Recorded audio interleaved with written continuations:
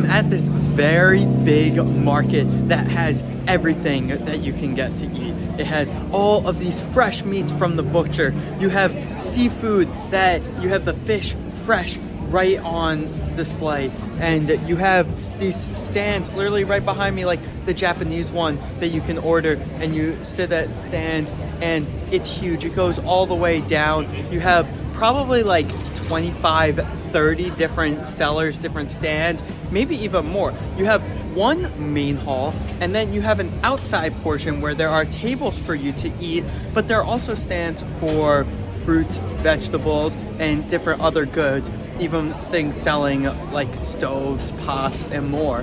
And then there's a second building that has the exact same things where they're selling all these fresh meats. It is a large market hall. Everything looks so good being on display. It's overall such a fun atmosphere. Everybody walking through, seeing all the different foods, buying it. And what's cool is that this isn't just a tourist place. It's mainly a lot of locals who are coming here and actually grocery shopping for themselves. It's very gourmet. In terms of price, things are expensive, which makes sense because it's a gourmet market in a very expensive city.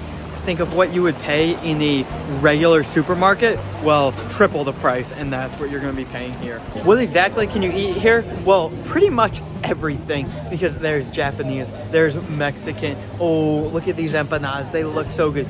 Right here, look at all of the breads.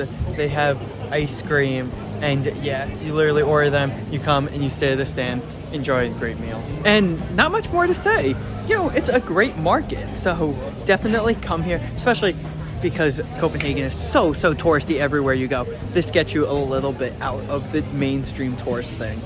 Because I was in Sweden, here's some clips from Sweden. So right now I am having some Swedish meatballs. Yes, it's in a cup from the Hilton, but no, it's not actually from the Hilton. I just had nowhere to actually put it, so I had to carry it. But Swedish meatballs, they are just like American meatballs, but not with tomato sauce. They're with more of this like gravy. I don't want to say it's sweet because they're not, but it has more of like a meatloafy taste to it. It's almost like, in my mind, a meatloaf, but in ball form. All right, so here we go.